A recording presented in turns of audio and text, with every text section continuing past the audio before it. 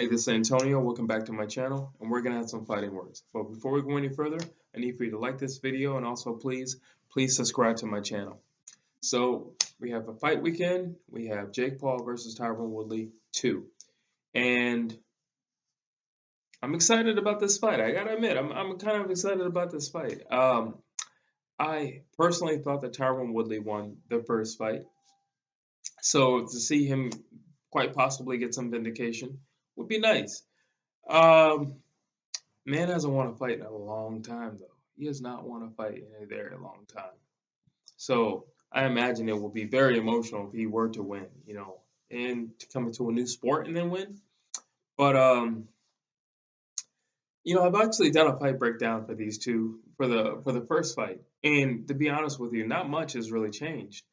We have two guys who have essentially come into a new sport because Tyron Woodley is just as new to boxing as boxing, not MMA boxing, as Jake Paul is, to be honest with you. So this is going to be interesting. It's definitely going to be interesting to see. Okay, now you both have gotten, you walked into the water a little bit, so you had a fight, you had an 8-round fight. We got to see what Jake Paul was made of in terms of being durable and being able to take a punch and being able to go to distance. Granted, it was 8 rounds, but still, we got to see what he was about. We also got to see what Tyron Woodley looked like in some, in some boxing gloves, and he he didn't look great, but he didn't look bad either. He as far as MMA guys who come into boxing, like he didn't look great. I'm not gonna say he looked great, but he didn't look bad either. He didn't look bad. A few times he did look like he was gonna do some, wrestling type stuff. He got really, really low and like he was going to shoot or something like that. But outside of that, he didn't look super bad. My only critique in that first fight was that Tyron Woodley didn't start until the third round. That was my only real critique, and I was just annoyed that he waited to the third round to do anything. I was also annoyed that when he did have Jake Paul against the ropes and he was able to crack his chin, he backed off. Like I, I still don't understand why he did that, but I'm pretty sure he's kicking himself for doing that. And I know with the second time coming around, I don't believe that if he gets the opportunity to get Jake Paul in that compromised position again, he will let that slip through his hands. I hope not. Now, on the flip side, we have Jake Paul, who, again, you can say what you want, but love him or hate him, say whatever you want. The guy has dedicated himself to something, and he's showing it, and he's proving it. He can say whatever he wants, but I look at people like the Serrano sisters. They're boxing, period. They are boxing. If they're saying that this dude is dedicated, we've actually trained around this guy, and he's a hard worker, and you know, if they're saying these things, I have no other reason but to doubt, not to doubt that he is what he's trying to be. I'm not saying what he's claiming, but what he's trying to be. And he's trying to be a boxer. And he's taking the proper steps in doing so. He's young. He's got years ahead of him. He's going to get better, consecutively better. Not to mention, on top of him just being young and growing in the sport, but he's young and growing in the sport, but he's also an athlete. He's also an athlete. So on top of that, he knows how to grow in a combat, or he knows how to grow in a sport in general. I'll say it like that. So he's got that under his belt. He's bigger than Tyron Woodley.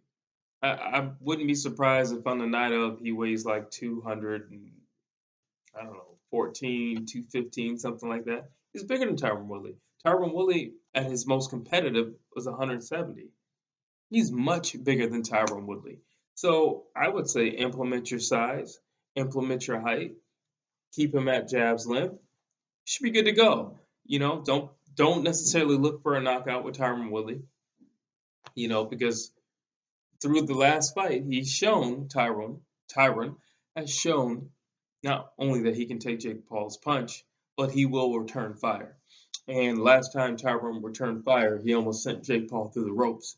So it didn't go too well for Jake Paul. So I don't suggest that you do that. I say play it safe. Work behind the jab. If you see something and you have Tyron hurt, by all means, attack, go. But play it safe. Take him into I mean, it's 8 rounds. I don't necessarily want to call that the deep waters, but for those two, I would say it's the deep waters. Play it safe, work behind the jab. I don't know if Jake Paul's like skilled enough to like double up on the jab or anything and work behind it, but if he is, work behind your jab and keep everything long range. So 1-2, 1-2-3. Now I'm talking about the basic stuff, but then again, we're talking about someone who's less than a novice. So yeah, keep it basic. But what I mean by 1-1-2-3 is keep everything long range. So 1-1-2-3. Just keep everything long range. You don't have to bring it. I mean, unless you get forced into a corner or unless you get forced into a shootout, by all means, do what you got to do to get out of the corner, get off the ropes or whatever. But if I were in Jake Paul's corner, if I were training him, I would just say keep everything long range, all long range punches. That's it. Long range punches and turn out. That's it. Keep it as simple as possible. We all know what Tyron's going to do. He's been doing it his whole career. He'll stalk you. Let him stalk, but you're taller. You take a wider step back. Let him stalk all day. While he's stalking, you can be jabbing. You could be gaining points, which is pretty much what he did in the last fight for the first 2 rounds. He just gained points because Tyron didn't do anything and he stalked. Well, some people you can't teach them new tricks. I'm pretty sure Tyron's going to come out the same way again and stalk. Okay, so fine. Let the man freaking stalk. Let him stalk by all means, but keep everything long range. Keep everything long range. Now, on the other end for Tyron, I would say go to the body, go to the body early. Go to the body early. Again, Jake Paul, he fights tall, and his chin is up in the air, and he doesn't bend his legs that much, so his legs are kind of stiff. So if you were to go to the body, you might just knock him off balance, and then if when you follow up, you could possibly take him out. But on top of that, if you just go to the body, his arms are going to drop. When his arms drop, there you go. There's your overhand right. We know you want to throw it. We know you can throw it. We know you've been more than successful throwing that particular punch. This will be no different. So that's perfect. Also, for Tyron, although he's the smaller guy, he is the more physical guy. Keep in mind, we're talking about a well-decorated wrestler. We're talking about a welterweight UFC champion for what, 2, 3 years or something like that. So it's not like he's some walking apart. You know you can get physical. You have nothing but a history of being overly physical because you're a wrestler. That be it the case, make it physical. Make it physical. Push him, rush him, do all these things. Trust me, Jake is still green enough that where if you were to rush him, I guarantee he would flinch. I guarantee you would flinch. Now, you, with your experience, and that's another thing Tyron has on his side, he has experience. He can take that split second, which it will be a split second, but in to a fighter, that split second is a lifetime. He will see it. He will see it if he flinches. He will see it. He can take advantage of them. Again, overhand right. There's multiple ways to get to that overhand right. Going to the body, making it rough and physical. Also, I would definitely argue that Tyron Woodley has better footwork than Jake Paul. So you can get around him quickly. Don't stand in front of him. That was another thing that I really couldn't understand. I get it. You probably just didn't respect him that much because he's so green, but it also doesn't mean you stand in front of the bigger guy. So take a page from Lomachenko. Jump around the guy. Hit him. He's perfect. He's there. Keep in mind, I just said Jake Paul does not bend his legs that much. He's pretty stiff from the waist down. If he's gonna have stiff legs, you can more than take advantage of that. You can more than exploit the fact that he doesn't bend his legs that much and that he also doesn't have a very wide stance. You can take advantage of that. He's not gonna move as quick as you because of that. But you look at Tyron Woodley, his legs are very wide. Why? For explosiveness, so that he can explode in. That's what he's been doing his whole welterweight career. So it's nothing new to you. Take advantage of it. Take advantage of the angles.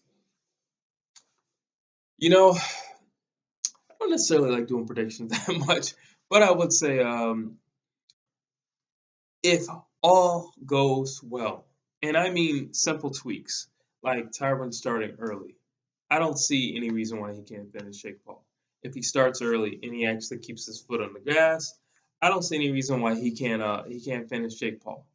I don't.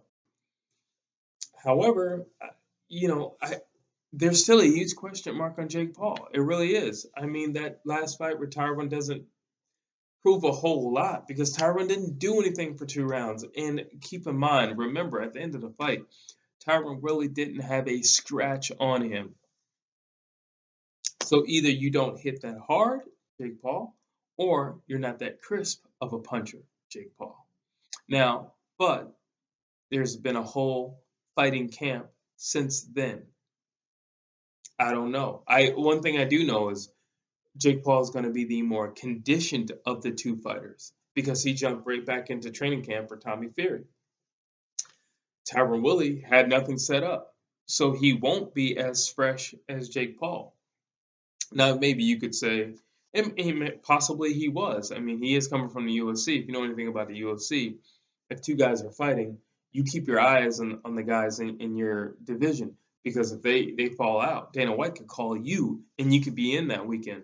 So you stay healthy, you stay fit, you stay lean, you cut weight just in case you get a call for that weekend. So I don't know if Tyrone was doing that. I would say that he was in the picture really quickly. I'll say it like that. Like within the week that Tommy was out, Tyrone was in within the same week.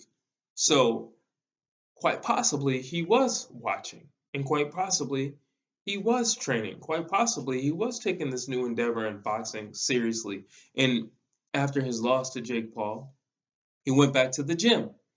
Now, if he did do that, kudos to you. And it shows that you really are serious about this run in boxing. And if he did do that, Jake Paul, you could be in trouble because you're dealing with a guy who's more conditioned than what you think he is. But if I would have to give a prediction, I'll say, like I said the first time, I don't see any reason why a well conditioned, seasoned fighter like Tyron Woodley cannot get Jake Paul out of there. That's what I'm saying. But those are my thoughts. I want to know what you have to say. You know the routine. Drop them down below.